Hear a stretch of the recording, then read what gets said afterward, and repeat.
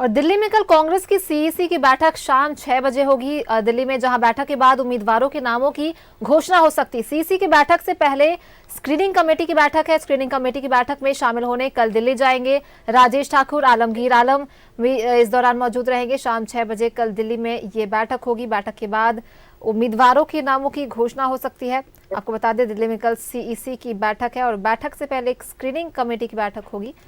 Screening committee की बैठक में शामिल होने के लिए कल राजेश ठाकुर और आलमगीर आलम दिल्ली जाएंगे।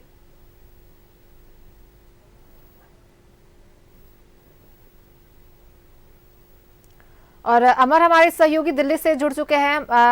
अमर, देखिए, कल सीईसी की बैठक होगी जिसके बाद उम्मीदवारों के नामों पर घोषणा हो सकती है। तो काफी लंबे वक्त से इंतजार है, इस पे सस्पेंस जो बना हुआ है। बस इंडिया गठबंधन की तरफ से ही अभी तक उम्मीदवारों की घोषणा नहीं की गई है, तो क्या कुछ इसको लेकर अपडेट है आपके पास?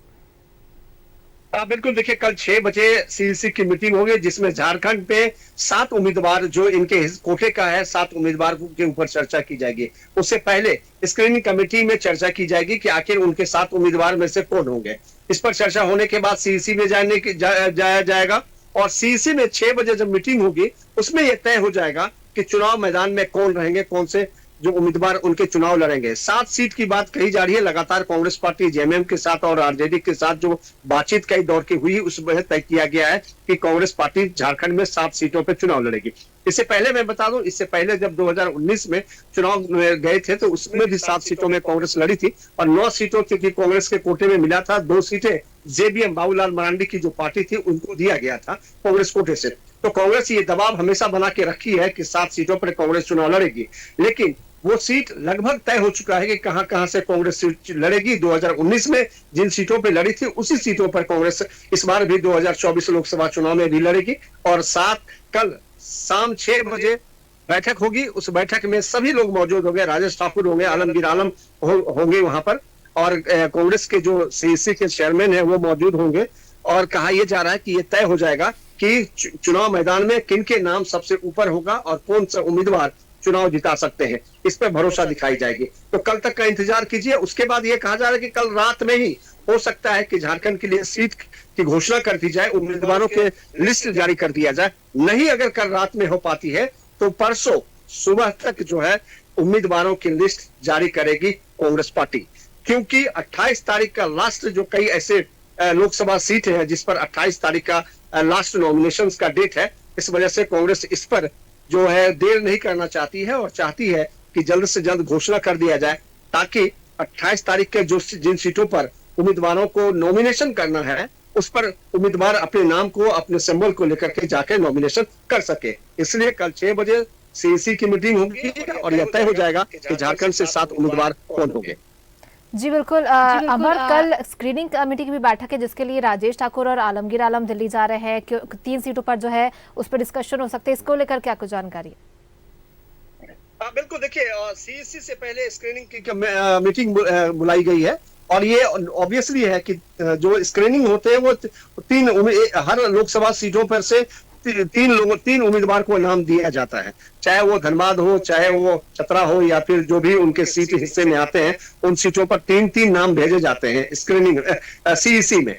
तो सीईसी में तय होता है कि सबसे मजबूत जो उम्मीदवार है कौन है और उस क्षेत्र के, उस लोकसभा सीट के लिए जो परफेक्ट कौन है, तीनों में से एक का नाम चयन किया जाता है, क्योंकि वहां पे राहुल गांधी भी होंगे, मल्लिकार्जुन खड़गे भी होंगे और उस पर तय किया जाएगा। तो स्क्रीनिंग के बाद ही सीईसी में भेजा जाता है उस लिस्ट को।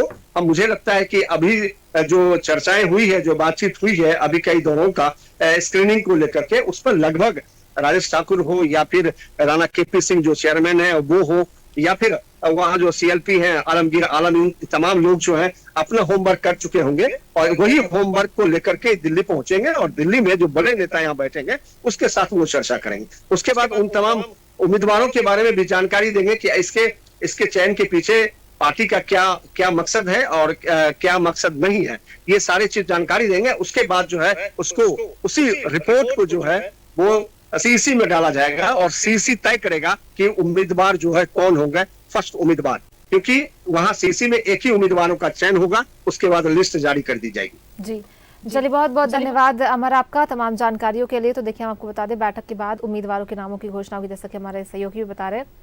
और सीईसी की बैठक में जल्द ही नामों की घोषणा हो सकती है, उम्मीदवारों की घोषणा हो सकती है। उसके पहले स्क्रीनिंग कमेटी की एक बैठक होगी, जिसके लिए कल आलमगीर आलम और कांग्रेस के प्रदेश अध्यक्ष राजेश ठाकुर दिल्ली जाएंगे।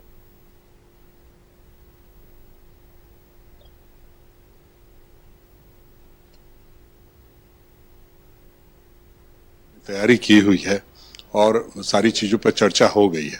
अब गठबंधन का जैसे ही घोषणा होगी वैसे ही उम्मीदवारों की भी घोषणा हो जाएगी, तो लोग बताएंगे कितनी मजबूत है। और जिस तरह से संगठन ने तैयारी की हुई है, जो पंचायत स्तर पर हमने कमेटियां बनाई हैं, बूथ स्तर पर कमेटी बनी है, हम ये कह सकते हैं कि इस बार चुनाव हम पूरी मजबूती के साथ लड़ेंगे। चाहे भारतीय जनता पार्टी हर तरह से हमें चोट देने में लगी हुई है, लेकिन हम समझते हैं उसका कोई असर नहीं पड़ेगा। जनता हमारे साथ है, जीत हमारी होगी। जिस तरह से हम लोगों ने तैयारी की हुई है और सारी चीजों पर चर्चा हो गई है, अब गठबंधन का जैसे ही घोषणा होगी वैसे ही उम्मीदवारों की भी घोषणा हो जाएगी, तो लोग बताएंगे कितनी मजबूत।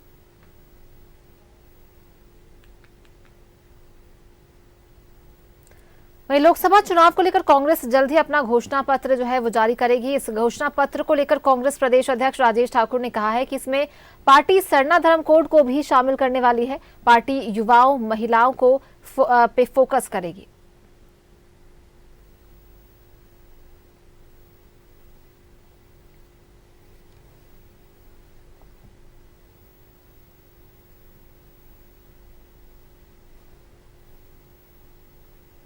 युवाओं को न्याय चाहिए, महिलाओं को न्याय चाहिए। नारी न्याय के नाम से आदरणीय राहुल गांधी जी ने सारी चीजें बताई है।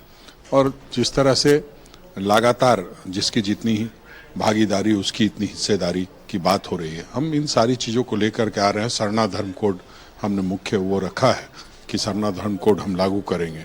तो उन सारी चीजों को जो जनता के मुद्दे हैं उसको लेकर के हम आगे बढ़ रहे हैं। और हम समझते हैं कि जो जनता के मुद्दे को पर बात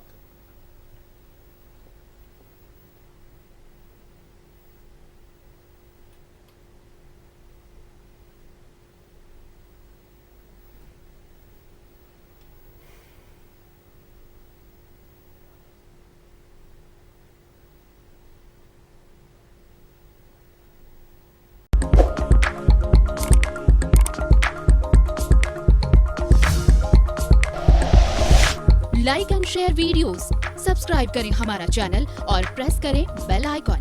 न्यूज़ 11 भारत, सच है तो दिखेगा।